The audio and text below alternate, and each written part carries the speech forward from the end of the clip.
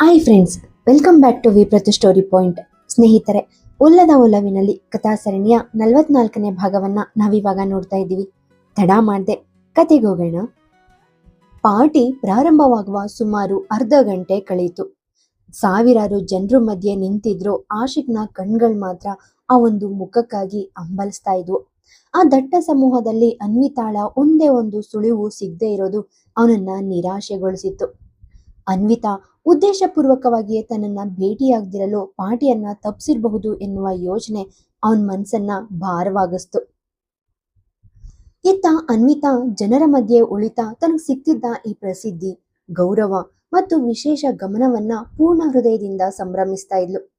ರಾಘವ್ನಂತಹ 10 ಪ್ರೇಮಿಗಳು ನೀಡಲಾಗದ ಸಕಲ ಐಶ್ವರ್ಯ ಮತ್ತು ಸ್ಥಾನಮಾನಗಳನ್ನ ಆಶಿಕ್ನ ಒಂದು ಸರ್ನೇಮ್ ನನಗೆ ತಂದ್ಕೊಟ್ಟಿದೆ ಎನ್ನುವ ಹೆಮ್ಮೆ ಅವಳಲ್ಲಿತ್ತು. ಆಶಿಕ್ಗೆ ಇಂದಿಗೂ ಆ ಹಳೆಯ ಅನ್ವಿತಾ ಅಂದ್ರೆ ಪ್ರಾಣ ಅನ್ನೋದು ಗೊತ್ತಿದ್ರು ಅದನ್ನೇ ತನ್ನ ಸ್ವಾರ್ಥಕ್ಕೆ ಏಣಿಯನ್ನಾಗಿ ಮಾಡ್ಕೊಂಡಿದ್ಲು. ಆದ್ರೂ ಅವಳಿಗೊಂದು ಕೊರತೆ ಸದಾ ಕಾಡ್ತಾ ಇತ್ತು.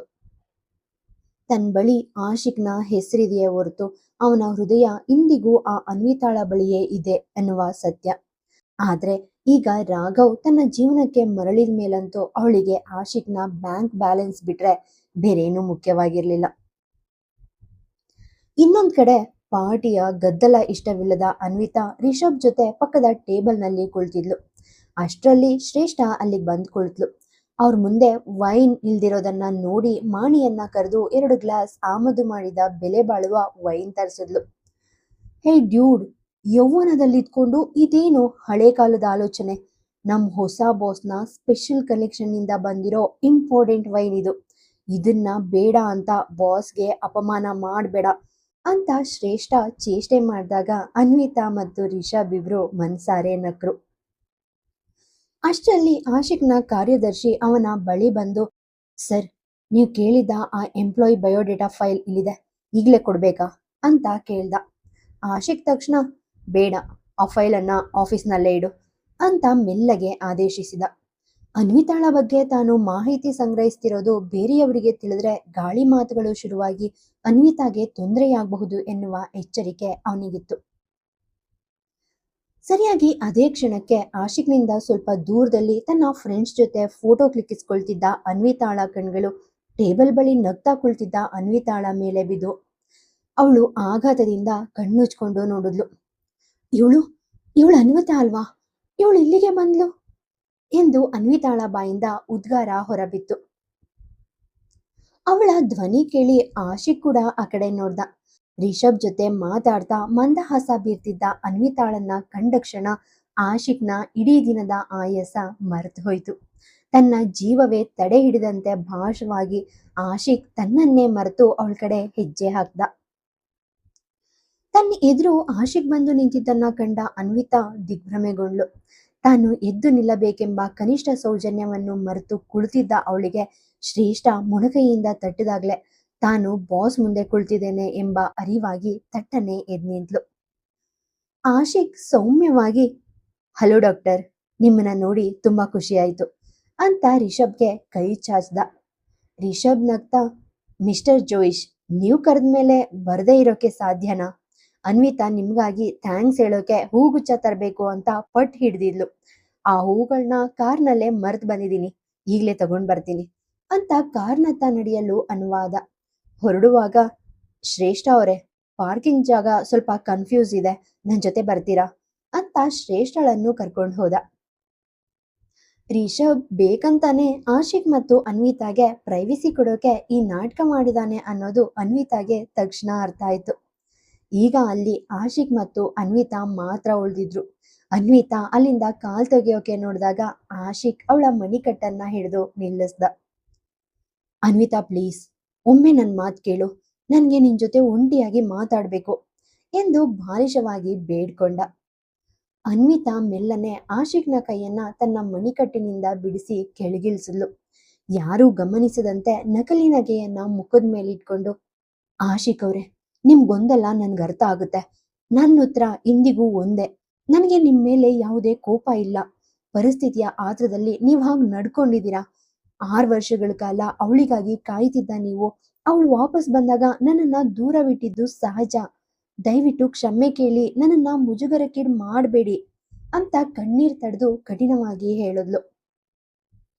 ಅಷ್ಟರಲ್ಲಿ ಹಿಂದಿನಿಂದ ಅನ್ವಿತಾಳ ಮಧುರವಾದ ಆದರೆ ವಿಷಪೂರಿತ ಧ್ವನಿ ಕೇಳಿಸ್ತು.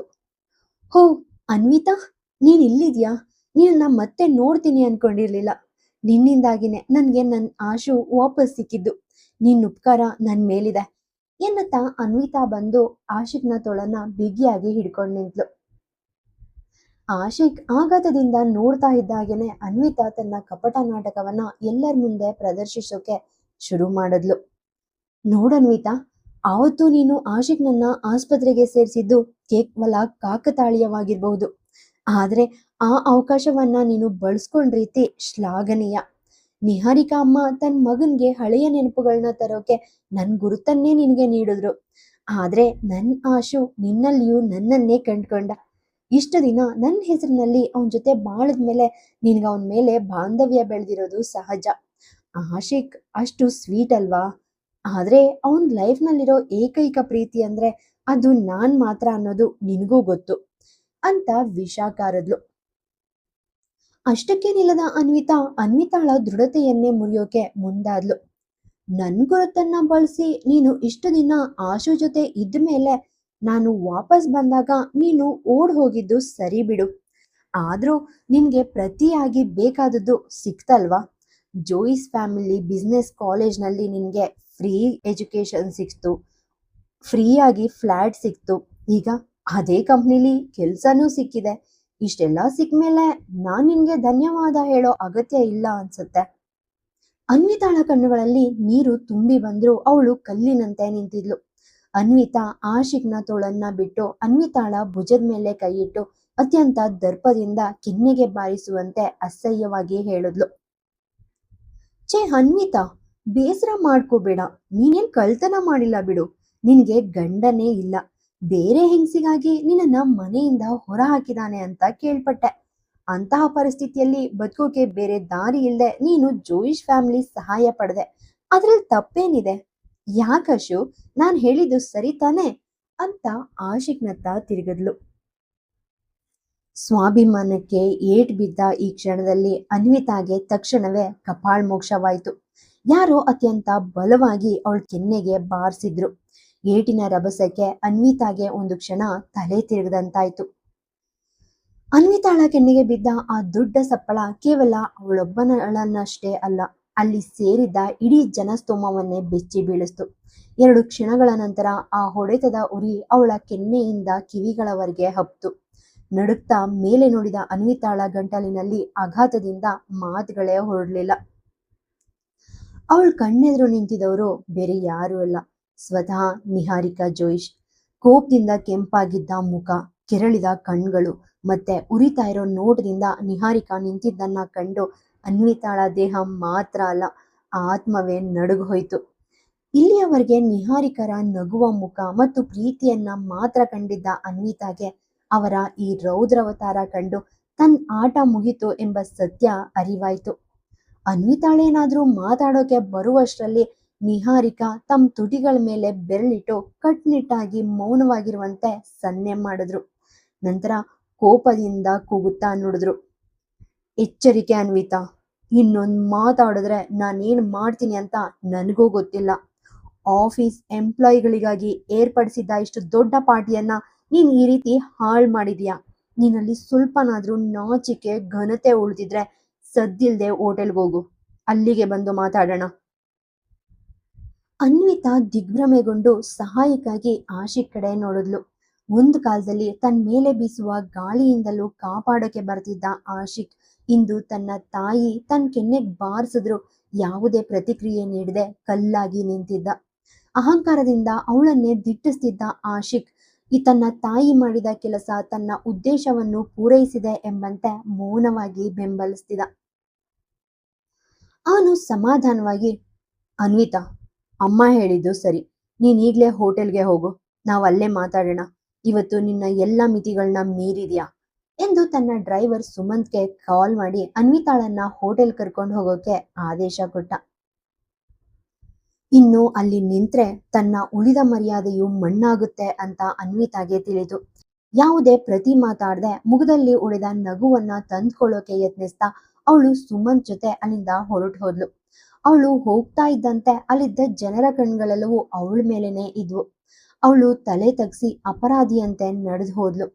ಅವಳು ಆಡಿದ ಒಂದೇ ಒಂದು ಮಾತು ಕಳೆದ 2 ವರ್ಷಗಳಿಂದ ಅವಳು ತುಂಡು ತುಂಡಾಗಿ ಕಟ್ಟಿಕೊಂಡಿದ್ದ ಅಸ್ತಿತ್ವವನ್ನ ಕ್ಷಣಾರ್ಧದಲ್ಲಿ ಧೂಳಿಪಟ ಮಾಡಿತ್ತು. ಅವಳ ಮನಸ್ಸು ಸಂಪೂರ್ಣ ಶೂನ್ಯವಾಗಿತ್ತು. ಅದೇ ಸಮಯದಲ್ಲಿ ಶ್ರೇಷ್ಠಳ ಜೊತೆ ದೂರ ನಿಂತಿದ್ದ ರಿಷಬ್ ಏನೋ ದೊಡ್ಡ ಅನಾಹುತ ನಡೆದಿದೆ ಅಂತ ಗ್ರಹಿಸಿ ಆ ಕಡೆ ಓಡ್ ಬಂದ. ಅನ್ವಿತಾಳ ಭುಜವನ್ನ ಹಿಡಿಯೋಕೆ ಆಶಿಕ್ ಮುಂದಾದಾಗ ರಿಷಬ್ ಮಧ್ಯ ಪ್ರವೇಶಿಸಿ ಅನ್ವಿತಾಳ ಭುಜವನ್ನ ತನ್ನ ಕೈಗಳಿಂದ ಗಟ್ಟಿಯಾಗಿ ಹಿಡ್ಕೊಂಡ. ಆಶಿಕ್ ತನ್ನ ಕೈಯನ್ನ ಹಿಂದಕ್ಕೆ ಎಳ್ಕೊಂಡ. ಅವನ ಹೃದಯ ಒಡೆದು ಹೋಗುವ ಅನುಭವವಾಯಿತು. ಹತ್ರದಲ್ಲೇ ನಿಂತಿದ್ದ ನಿಹಾರಿಕಾ ಜೋಯಿಶ್ ತನ್ನ ಮಗನ ಹಿಂದಕ್ಕೆ ಬಂದ ಕೈಯನ್ನ ಮೆಲ್ಲಗೆ ಒತ್ತಿ ಧೈರ್ಯ ತುಂಬಿದ್ರು. ಅನ್ವಿತಾಳ ಮೇಲಿನ ಅಸಮಾಧಾನವಿದ್ರು ಅವಳ ಈ ಶೋಚನೀಯ ಸ್ಥಿತಿ ಕಂಡು ರಿಷಬ್ಗೆ ತೀವ್ರ ಕೋಪ ಬಂತು.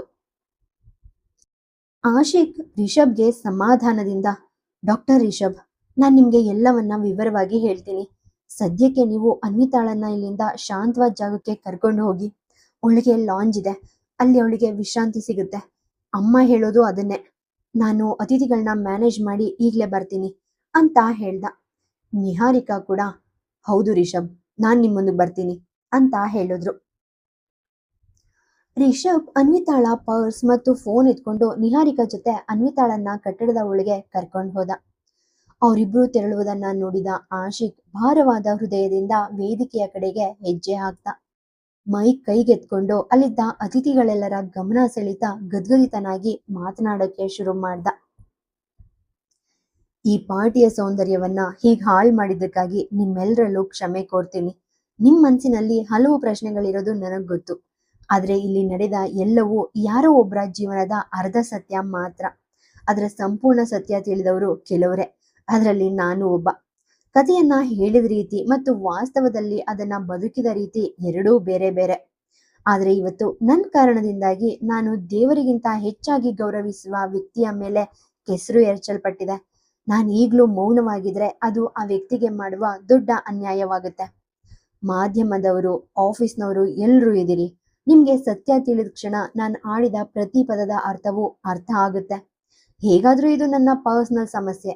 ಆದ್ರೆ ನಿಮ್ಮನ್ನ ಪಾರ್ಟಿ ಎಂಜಾಯ್ ಮಾಡೋಕೆ ಕರೆಸಿದ್ದೀನಿ. ನನ್ನ ಈ ವಾಗ್ದಾನ ಎಂದಿಗೂ ಮುರಿಯೋದಿಲ್ಲ. ಪಾರ್ಟಿ ಕಂಟಿನ್ಯೂ ಆಗುತ್ತೆ. ನೀವು ಸಂತೋಷವಾಗಿದ್ರೆ ನಿಮ್ ಕೆಲಸ ಉತ್ತಮವಾಗಿರುತ್ತೆ. ನಿಮ್ಮ ಕೆಲಸ ಉತ್ತಮವಾದ್ರೆ ನನ್ನ ಹೆಸರು ಉತ್ತಮವಾಗುತ್ತೆ. ಹಾಗಾಗಿ ದಯವಿಟ್ಟು ಎಲ್ಲವನ್ನ ಬದಿಗಿಟ್ಟು ಪಾರ್ಟಿಯನ್ನ ಎಂಜಾಯ್ ಮಾಡಿ. ಆಶಿಕ್ ತನ್ನ ಎದೆಯಲ್ಲಿ ಉರಿತಿರುವ ನೋವನ್ನ ನುಂಗಿಕೊಂಡು ಜನರನ್ನ ಸಮಾಧಾನ ಪಡಿಸೋಕೆ ಟ್ರೈ ಮಾಡ್ದ. ಸ್ವಲ್ಪ ಮಟ್ಟಿಗೆ ಯಶಸ್ವಿಯೂ ಆದ. ತಕ್ಷಣವೇ ವೇದಿಕೆಯಿಂದ ಇಳಿದು ಒಂದು ಕ್ಷಣವೂ ವಿಳಂಬ ಮಾಡದೆ ನೇರವಾಗಿ ಕಟ್ಟಡದ ಒಳಗೆ ಓಡ್ದ. ಅವನ ಮನಸ್ಸಿನಲ್ಲಿ ಈಗ ಅನ್ವಿತಾಳನ್ನ ಹೊರತುಪಡಿಸಿ ಬೇರೆ ಏನೂ ಇರಲಿಲ್ಲ. ಅವಳ ಬಳಿ ಕ್ಷಮೆ ಯಾಚಿಸ್ಬೇಕು, ತಾನ್ ಮಾಡಿದ ತಪ್ಪು ಏನಂತ ಅವಳಿಗೆ ಮನವರಿಕೆ ಮಾಡಿಕೊಡ್ಬೇಕು ಅಂತ ಹವಣಿಸ್ತಾ ಇದ್ದ. ಆದ್ರೆ ಕಾಲ ಮಿಂಚ್ ಹೋಗಿತ್ತು. ಅನ್ವಿತಾ ತನ್ನ ಹೃದಯದಿಂದ ಬಹಳ ಹಿಂದೆನೆ ದೂರವಾಗಿದ್ಲು ಮತ್ತು ತಾನೇ ಆ ಮೂರ್ಖತನದಿಂದ ಅವಳನ್ನ ಕಳ್ಕೊಂಡಿದ್ದೆ ಎಂಬ ಸತ್ಯ ಆಶಿಕ್ಗೆ ಈಗ ಅರ್ಥ ಆಗ್ತಾ ಇತ್ತು. ಆದ್ರೆ ಅವನು ಇದನ್ನ ಅರಿತುಕೊಳ್ಳೋ ಅಷ್ಟರಲ್ಲಿ ಅನ್ವಿತಾ ತನ್ನ ಜೀವನದಲ್ಲಿ ಬಹಳ ದೂರ ಸಾಗಿದ್ಲು. ಆಶಿಕ್ ಅವಳ ಜೀವನಕ್ಕೆ ಪ್ರವೇಶಿಸೋಕೆ ಇದ್ದ ಎಲ್ಲ ಬಾಗಿಲುಗಳು ಶಾಶ್ವತವಾಗಿ ಮುಚ್ಚಲ್ಪಟ್ಟಿದ್ವು. ವಿಧಿಯ ಈ ಕ್ರೂರ ಆಟದಲ್ಲಿ ತಾನು ಸಂಪೂರ್ಣವಾಗಿ ಸೋತು ಹೋಗಿದ್ದೇನೆ ಎಂಬ ಕಹಿ ಸತ್ಯದೊಂದಿಗೆ ಆಶಿಕ್ ಕುಸಿದು ಬಿದ್ದಿದ್ದ. ಪಾರ್ಟಿ ನಡೀತಿದ್ದ ಸ್ಥಳ ವಾಸ್ತವವಾಗಿ ಜೋಯಿಶ್ ಫ್ಯಾಮಿಲಿಯ ಖಾಸಗಿ ಅತಿಥಿ ಗೃಹವಾಗಿತ್ತು. ವಿಶೇಷ ಅತಿಥಿಗಳು ಬಂದಾಗ, ದೊಡ್ಡ ಸಭೆ ಅಥವಾ ಒಪ್ಪಂದಗಳು ನಡೆದಾಗ ಈ 10 ಕೊಠಡಿಗಳ ಅತಿಥಿ ಗೃಹವನ್ನೇ ಬಳಸಲಾಗ್ತಾ ಇತ್ತು. ಆಶಿಕ್ ತನ್ನ ಹೊಸ ಆಫೀಸ್ ಸಿಬ್ಬಂದಿಗಾಗಿ ಈ ಪಾರ್ಟಿಯನ್ನ ಇಲ್ಲೇ ಆಯೋಜಿಸಿದ್ರು.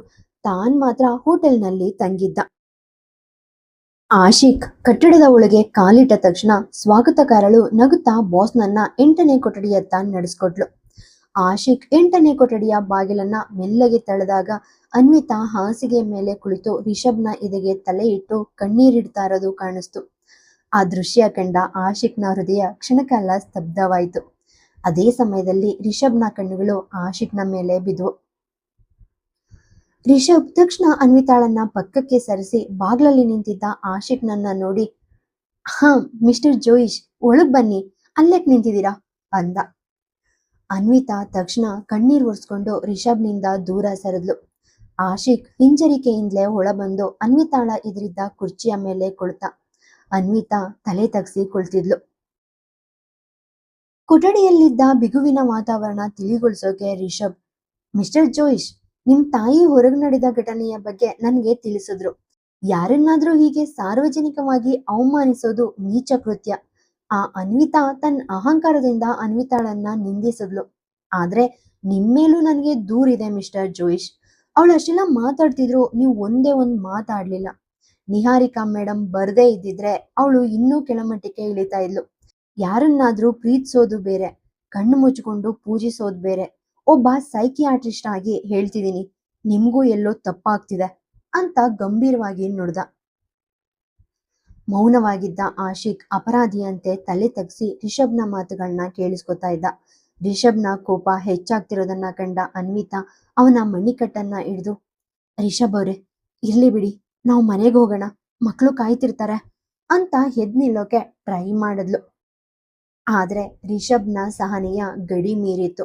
ಅವಳ ಕೈಯನ್ನ ಬಿಡಿಸ್ಕೊಂಡು, ನಿಲ್ಲು ಅನ್ವಿತಾ, ಜಗತ್ನಲ್ಲಿ ನಡೆಯೋ ಎಲ್ಲ ಕೆಟ್ಟ ಘಟನೆಗಳಿಗೂ ನೀನೇ ಕಾರಣ ಅಂತ ಭಾವಿಸೋದನ್ನ ನಿಲ್ಸು. ಆ ನೀಚ ಹುಡುಗಿ ಮಾಡಿದ್ದಕ್ಕೆ ಅವಳು ಪೊಲೀಸ್ ಕಸ್ಟಡಿಯಲ್ಲ ಎಲ್ಲಿರ್ಬೇಕಿತ್ತು.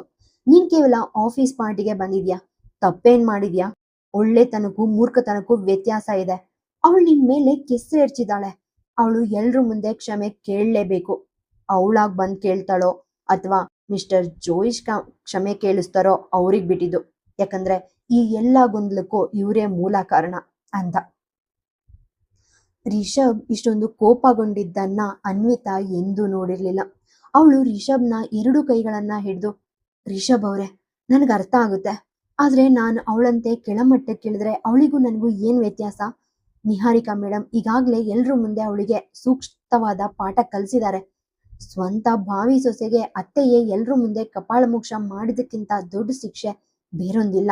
ದಯವಿಟ್ಟು ಬನ್ನಿ, ಮನೆಗೆ ಹೋಗೋಣ ಅಂತ ವಿನಂತಿಸ್ಕೊಂಡ್ಲು. ಅನ್ವಿತಾಳ ಕಣ್ಣಿನಲ್ಲಿದ್ದ ಧೈರ್ಯ ಮತ್ತು ಕಣ್ಣೀರು ಕಂಡ ಆಶಿಕ್ಗೆ ತನ್ನ ಅಸಹಾಯಕತೆಯ ಬಗ್ಗೆ ತೀವ್ರ ನಾಚಿಕೆ ಆಯಿತು. ಅನ್ವಿತಾ ಮತ್ತು ಆಶಿಕ್ ಒಬ್ರನ್ನೊಬ್ರು ನೋಡ್ಕೊಂಡ್ರು. ಆ ಕ್ಷಣದಲ್ಲಿ ಇಬ್ಬರ ಕಣ್ಣುಗಳು ಪರಸ್ಪರ ಮಾತಾಡಿದ್ವು.